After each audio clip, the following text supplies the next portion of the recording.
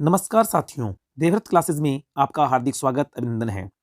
आज हम पढ़ेंगे अंतर्राष्ट्रीय करंट जीके के अति महत्वपूर्ण क्वेश्चंस जो आने वाले एग्जाम्स में काफ़ी महत्वपूर्ण सिद्ध हो सकते हैं। तो आइए देखते हैं। पहला प्रश्न है, ग्लोबल पेंशन सूचकांक 2022 जारी करने वाली संस्था का नाम है। तो ध्यान रखना, Mercer CFA institute. Mercer CFA institute कहाँ स्थित है? इसका मुख्यालय है वर्जीनिया USA में। इसका मुख्यालय कहाँ पर है? वर्जीनिया USA में इसका मुख्यालय स्थित है। और क्या काम करता है ये इंस्टीट्यूट? ये सभी देशों की पेंशन प्रणाली का अवलोकन करके पेंशन सूचकांक जारी करता है। हाल ही में इसने क्या है, 18 अक्टूबर 2022 को पेंशन सूचकांक जारी किया। अब देखो, बात करें अपने प्रथम स्थान पर, तो प्रथम स्थान पर कौन सा देश रहा? ध्यान रखना, इस सूचकांक में प्रथम स्थान पर आइसलैंड रहा। कौन सा देश रहा? आइसलैंड रहा। इसका स्कोर क्या था? 84.7। इसी प्रकार से द्वितीय स्थान पर कौन सा देश रहा? नीदरलैंड। कौन सा देश रहा? नीदरलैंड। इसका स्कोर क्या था? 84.6।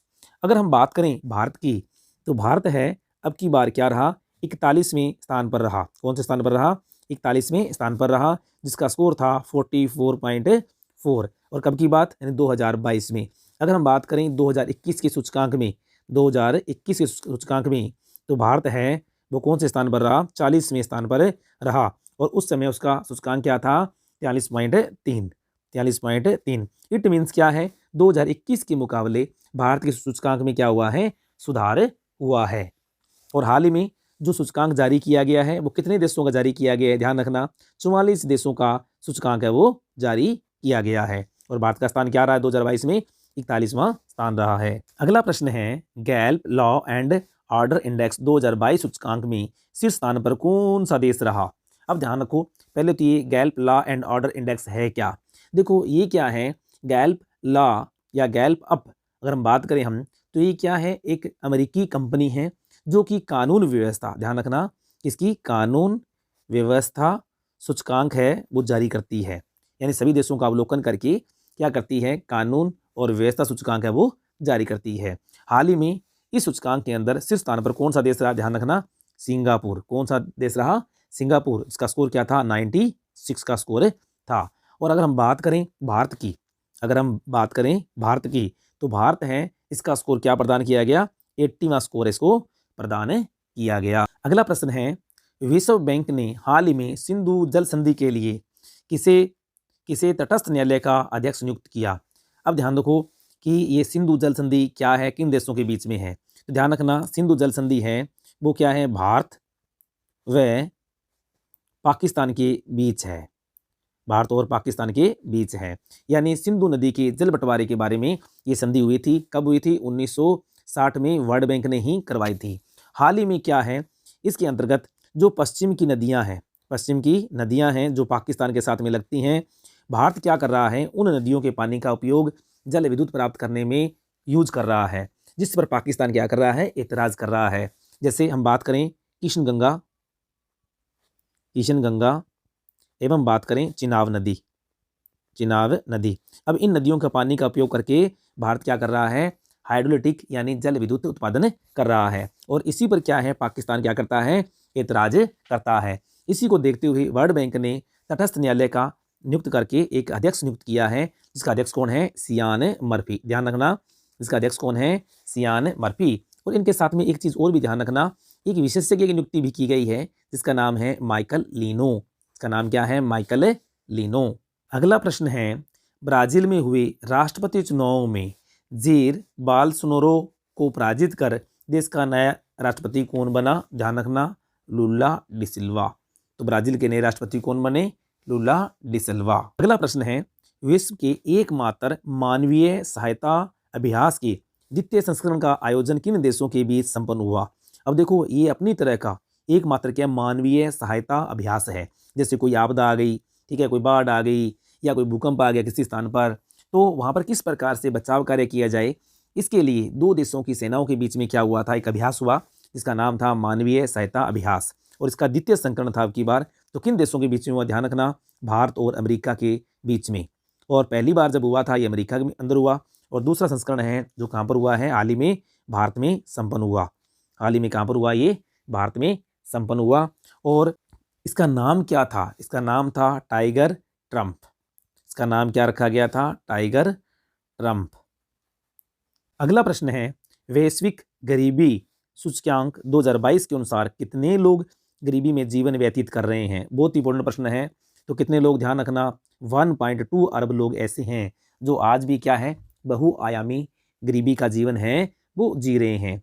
हाल ही में क्या है, इसके अनुसार 111 देशों का अवलोकन करके 111 देशों का अवलोकन करके ये आकलन किया गया कि 1.2 अरब लोग हैं वो क्या हैं, गरीबी में जीवन व्यतीत करते हैं। अगर हम बात करें भारत की, तो भारत के अंदर अगर हम बात करें तो अकेले भारत के अंदर क्या है, 22.8 करोड़ लोग 22.8 करोड़ लोग है वो क्या है, गरीबी में जीवन व्यतीत करते हैं। साथियों, आंकड़ा बहुत इंपॉर्टेंट है, ध्यान रखना। तो भारत है उसमें कितने 22.8 करोड़ लोग हैं वो गरीबी में जीवन व्यतीत करते हैं। अर्थात इस रिपोर्ट के अनुसार अगर आपसे पूछा जाए सर्वाधिक लोग किस देश के लोग हैं वो क्या हैं, गरीबी में जीवन व्यतीत करते हैं, तो ध्यान रखना भारत के। और इसके बाद की बात करें, दूसरे नंबर पर कौन है, नाइजीरिया। कौन है, नाइजीरिया। और नाइजीरिया के कितने लोग, 9.5 करोड़ लोग हैं वो क्या है, गरीबी में जीवन व्यतीत करते हैं। लेकिन हाल ही में क्या है, भारत में गरीबी की रिपोर्ट है वो जारी हुई, जिसके अनुसार अगर हम बात करें 2005-6 के अंतर्गत जो गरीबी रेखा के अंदर थे लोग, कितने थे, 55.1% लोग हैं वो क्या थे, गरीब थे। लेकिन हाल ही में क्या है, जो रिपोर्ट आई है वर्ष 2019-21 की जो रिपोर्ट आई है, इसके अनुसार आज की स्थिति में भारत में केवल 16.4% लोग ही क्या हैं, गरीब हैं। अर्थात गरीबी है काफ़ी हद तक क्या है, कम हो गई है, गिर गई है। इसलिए भारत ने क्या कहा कि इस तरह से भारत को क्या है, अपमानित करने का कार्य इसके द्वारा किया जा रहा है। अगला प्रश्न है, हाल ही में किस देश ने अपनी राजधानी का नाम बदलकर अस्ताना कर दिया? देखो साथियों, ये प्रश्न, सभी प्रश्न बहुत इंपॉर्टेंट हैं। हो सकता है आने वाले किसी न किसी एग्जाम में ये क्वेश्चन आपको देखने को मिले। तो देखो, किस देश ने अपनी राजधानी का नाम बदलकर क्या कर दिया, अस्ताना कर दिया? ध्यान रखना, कजाकिस्तान ने अपनी राजधानी नूर सुल्तान, ध्यान रखना क्या नाम था, नूर सुल्तान का नाम बदलकर क्या कर दिया, अस्ताना कर दिया। अगला प्रश्न है, ग्लोबल हंगर इंडेक्स 2022 में भारत किस स्थान पर रहा है? तो ध्यान रखना, भारत है वो 107वें स्थान पर रहा है। अर्थात हाल ही में 121 देशों की ग्लोबल हंगर इंडेक्स है वो जारी किया गया, जिसमें भारत है वो कौन से स्थान पर रहा, 107वें स्थान पर रहा। अब देखो, ये जो ग्लोबल हंगर इंडेक्स है वो जारी करने वाली संस्था कौन सी है? तो ध्यान रखना, दो संस्थाएं हैं। एक संस्था है वो है आयरलैंड की, और दूसरी संस्था है वो क्या की है, जर्मनी की। आयरलैंड और दूसरी संस्था कौन सी है, जर्मनी की है। अब देखो कौन संस्था है, ये जो आयरलैंड की संस्था है इसका नाम है कंसर्न वर्ल्ड वाइड। क्या नाम है, कंसर्न वर्ल्ड वाइड। ठीक है, ध्यान रखना, कंसर्न वर्ल्ड वाइड कहाँ की है, ये आयरलैंड की है। दूसरी है वेल्थुरिंग हिप, जर्मनी की है, वेल्थुरिंग हिप। तो ये जो संस्था है, ये दोनों संस्थाएं क्या करती है, ग्लोबल हंगर इंडेक्स को जारी करती है। और भारत कौन से स्थान पर रहा, 107वें स्थान पर रहा। अगर हम बात करें कि इसके लिए कौन से मानदंड होते हैं, तो ये जो ग्लोबल हंगर इंडेक्स है GHI, ये 4 मापदंडों पर क्या है, आधारित होता है। पहला है हमारे पास में क्या, अपर्याप्त भोजन, अपर्याप्त भोजन। दूसरा जो है वो क्या है, बच्चों में तीव्र अल्पपोषण, बच्चों में तीव्र अल्पपोषण। जबकि तीसरा अगर हम बात करें हम, तो वो है पुरानी अल्पपोषण, पुरानी अल्पपोषण। और चौथा अगर बात करें अगर अपने, तो वो क्या है, बाल मृत्यु दर, बाल मृत्यु दर। देखो साथियों, आजकल जो प्रश्न आते हैं वो इसी तरह के आते हैं। पूछ लेते हैं ग्लोबल हंगर इंडेक्स है कितने कारकों पर आधारित है, तो 4 फैक्टर्स पर डिपेंड है। कौन कौन से, अपर्याप्त भोजन, बच्चों में तीव्र अल्पपोषण, पुरानी अल्पपोषण और बाल मृत्यु दर। अगला प्रश्न है, हाल ही में रूस ने यूक्रेन के किन क्षेत्रों को रूस में विलय करने की घोषणा की? अब देखो 30 सितंबर को रूस ने एक घोषणा की कि यूक्रेन के, आपको पता है यूक्रेन और रूस के बीच में क्या है, विवाद चल रहा है काफ़ी समय से। और क्या है, 30 सितंबर को रूस ने क्या घोषणा की कि यूक्रेन के 4 क्षेत्रों, कितने क्षेत्रों को ध्यान रखना, सीधा प्रश्न पूछ ले, कितने क्षेत्रों पर कब्जा किया? 4 क्षेत्रों पर। एक है डोनेत्स्क, एक है लुहांस्क, एक है खेरसोन, एक है ज़पोरिजिया। इन 4 स्थानों पर क्या है, अपना कब्जा करके रूस में विलय कर लिया, जिसकी घोषणा कब की उसने? 30 सितंबर को की। अगला प्रश्न है, इंटरपोल की 90वीं महासभा का आयोजन कहाँ किया गया? बहुत इंपॉर्टेंट प्रश्न है, हो सकता है ये किसी न किसी एग्जाम में आपको देखने को मिले। कहाँ हुई इंटरपोल की 90वीं महासभा? नई दिल्ली, या कह सकते हैं अपने कहाँ पर हुई? भारत में। और कितने वर्षों के बाद में? 25 वर्षों के बाद में इस सभा का आयोजन कहाँ पर किया गया है? भारत में। और इससे पहले कब हुआ था? 1997 में इस महासभा का आयोजन किया गया। तो ध्यान रखना, अब आपको पता होना चाहिए कि ये इंटरपोल है क्या। तो इंटरपोल क्या है? अंतरराष्ट्रीय आपराधिक, ध्यान रखना, अंतरराष्ट्रीय आपराधिक पुलिस संगठन है। पुलिस संगठन है जिसका मुख्यालय कहाँ पर है? लियोन, फ्रांस के अंदर है।